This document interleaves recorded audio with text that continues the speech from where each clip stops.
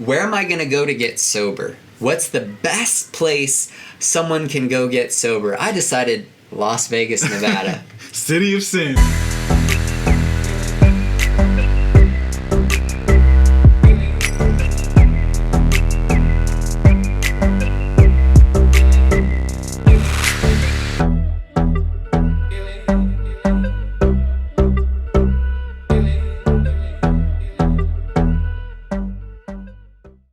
We wanted to have an episode where we do our testimony. We hadn't done that, and we want to tell you guys about us. We want you to know why we do this show, where we come from, and hopefully you want to know too. Yeah, I think people would be interested in that. I'm excited for this, Dusty. You got a really good testimony, man. Start it off, dude. Tell us about you. What started this whole movement for you? Yes, so don't come from a Christian background at all. My family actually still isn't saved, but that's okay. I'm still praying for them. I love them, and we have a good relationship. Amen. But right around junior high age for me, I started getting into drugs. I lived inner city Los Angeles, got into marijuana, running the streets, hanging out with gang members, and then around that same time, my mom moved us out to the country. She wanted to get us out of the bad neighborhood in the city, so she moved us out to the country. I, being an only child, however, didn't like that. I didn't have close friends. Right. So I began to rebel, started smoking weed a lot, I actually started selling weed. I started dealing at age 15. In the country? In the country. Dang. Yeah, so I was dealing at 15. Started popping pills, got very addicted to prescription pills, and just kind of went through my high school years, selling and using. But I ended up graduating, and actually ended up getting a scholarship to attend a university. A high functioning addict. A high functioning addict, yeah. Yes. Okay. So I went to college, and right around in my college years, ups and downs with drugs, back and forth. It wasn't like I had the addiction, but it wasn't it wasn't totally destroying my life, like you said. Still kind of functioning. Yeah, it's more of like a spiritual destruction at this time, to where it's bringing you mentally and emotionally to a different place than physically your body is at, or all the things you can try to handle in your life. Yeah, I mean, definitely trapped by my sin and addiction, but not realizing it. Yeah.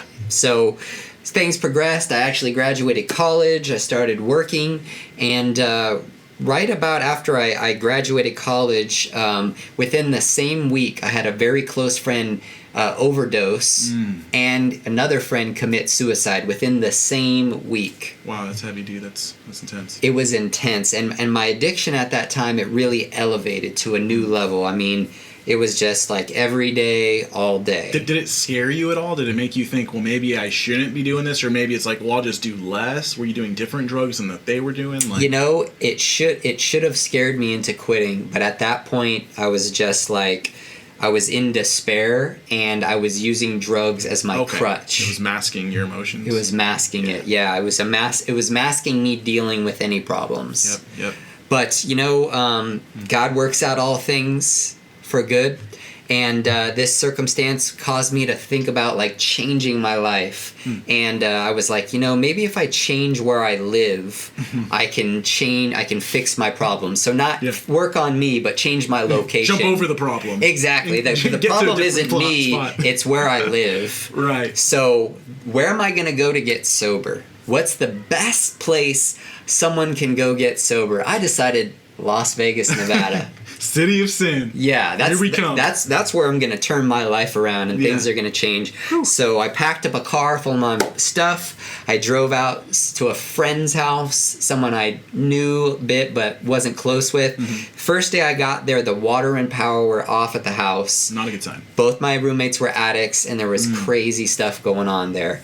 My bad situation turned to worse. Dang, dude. Yeah, so just spiraling further and further downhill. I think I got sober for 2 weeks before I moved out, but then started to spiral downhill again. Yeah. I met a girl online. That's kind of online dating, what I was into at the time. In the online life. Online life, yeah. Just in my room, getting high, going on the internet, looking for love.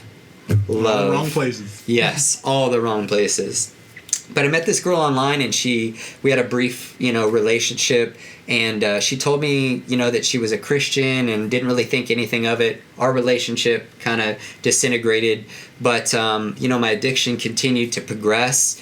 And one night, in the middle of the night, while I was coming down off of drugs, God gave me a moment of clarity. He showed me a glimpse of my sin. Wow. And that night, my eyes were open, and I could see my life for what it was. Wow. I could see my sinfulness. I could see my wickedness. I could see my life, which was just in shambles. Wow. And for some reason, I ended up calling this girl who I'd met in the middle of the night, and she was like, if you're serious about getting clean, come to church, and I'll introduce you to some people who could help. Right. She didn't think I would show up. It was already 5 a.m. when I called her. You were already like coming down off the drug you were on. Yes. When you were looking at yourself in the mirror, literally, and God was just showing you glimpses of your sin. You're like an emotional, what in the world is going on at the moment? Yes. Yeah. Yep. And I didn't know it was God at the time. I was just like, what's happening? What's happening? I don't know what's wrong, but something has to change because my life is terrible. Wow. And I hate the person that I am. Generation, bro. Yes. Wow. Okay, Yes. keep going. This is good. So she invited me to church, and I show up, and it's a mega church.